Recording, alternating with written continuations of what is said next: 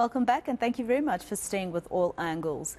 Now, the Cape Forum has submitted an application to the Constitutional Court, which seeks to ensure that the people get more say in the management of the police services in the Western Cape in particular.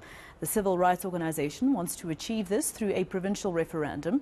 The forum says policing is an important sector which affects citizens. To discuss this further, I am now joined by the Cape Forum's executive chairperson, that's Heindrich Wyngaard. Thank you very much, Mr. Wyngaard, for your time here on eNCA. Just firstly, I understand that you are making this application in terms of Section 127, subsection 2F of the Constitution. What basis are you putting forward in your argument when it comes to that particular section and your application?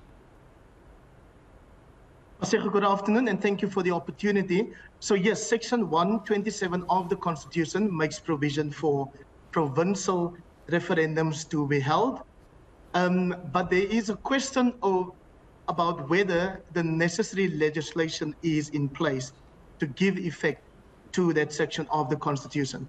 Cape Forum believes that the Referendums Act of 1983 makes provision for that, but there seems to be a difference in legal opinion on whether it is in fact the necessary legislation required to fully empower premiers to call provincial referendums. That's why we want the Constitutional Court to make a ruling on the matter.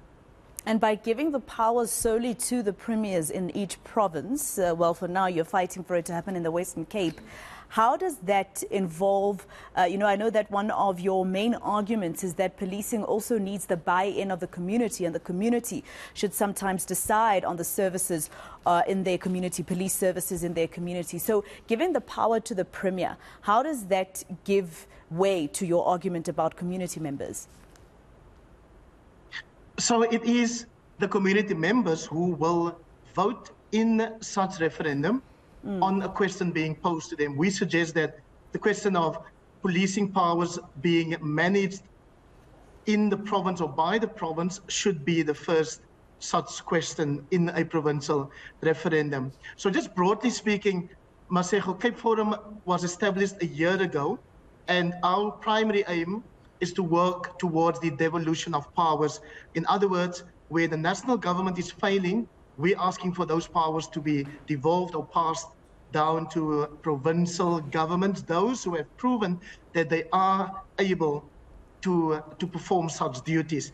And I think for whatever one's view on the Western Cape or the governing party in the Western Cape is, there is certainly enough examples of the province performing better in a couple of respects, whether it's the Auditor General's report, etc., proving even in the fighting of crime, performing better than most other provinces.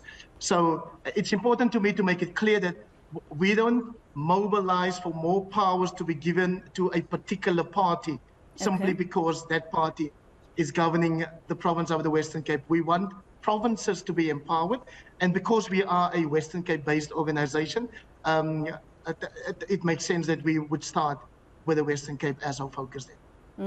Obviously, for the moment, the DA is governing in the Western Cape, and some people would argue, and maybe you can assist me in terms of understanding, would argue that what you're looking for the Constitutional Court to decide speaks to the DA's, want for a federal South Africa, where each province makes its own decisions, obviously looking at what the law is nationally, but each province would make their own decisions. That would be a federal state.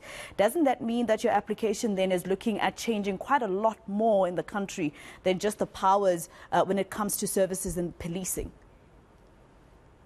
I'm sure it's not unfair to have that kind of interpretation, Masego, but remember, I quoted a section in the Constitution that makes provision for provincial referendums. What is the purpose of a referendum? It is to test the participants, in this case, the residents of a geographical area's view on the question posed to them in such referendum. So South Africa, yes, is a unitary state. Remember, that's also the argument that's being used by President Cyril Ramaphosa and Minister Becky Cele when the issue of devolving policing powers are being discussed or are being fought about between the national and provincial governing parties.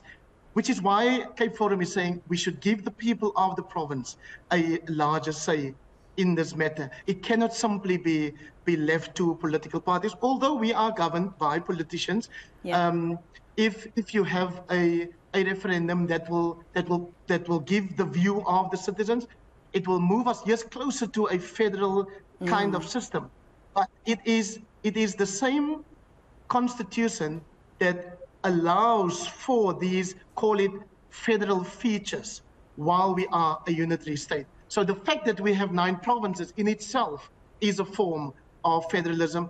And for those people who always confuse the two, because when they hear federalism, they hear independence, they hear secession. That's not what Cape Forum stands for. Okay. And also, federalism as a system is not just a European concept, it is also practiced in a number of African countries. All right, talk to me about when exactly you're expecting to hear your case in the Constitutional Court. I understand you didn't necessarily file that on an urgent basis, but have you been given a date? And who are your respondents actually, and have they responded already? So I'm sure the viewers are aware that in all South African courts, we are facing huge backlogs. The same applies to the Constitutional Court. I'm being told by those who are in the know that it might take even up to a year. That's not important to us. What is important is to get legal clarity, and that's why we have approached the Constitutional Court. I haven't checked with Chief Justice on where on that list our case is. But it's important to us that we have received a response from the court that our case is being filed.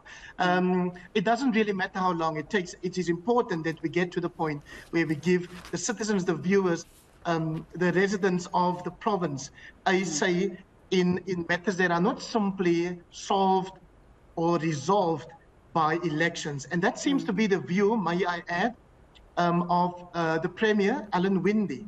When you talk to him about the provincial referendums, he reckons that that function is already being performed by our 5th yearly national and provincial elections. We differ from that, which is why we went ahead with the application. You asked about the respondents. Premier Alan Wyngaard is the first respondent, followed by the President of the Republic. The others are the Minister of Home Affairs, who is responsible for the Election Committee, Commission rather, the National Assembly and the National Council of Provinces, because it is an application aimed at Parliament and where the Parliament has done what it is required by Parliament to do. It might actually result in the Constitutional Court saying Parliament needs to probably change the Act, and therefore it might become a bill that needs to be discussed by the public. Thank you so much for your time. Cape Forum Executive Chairperson Heindrich Wyngaard speaking to us there.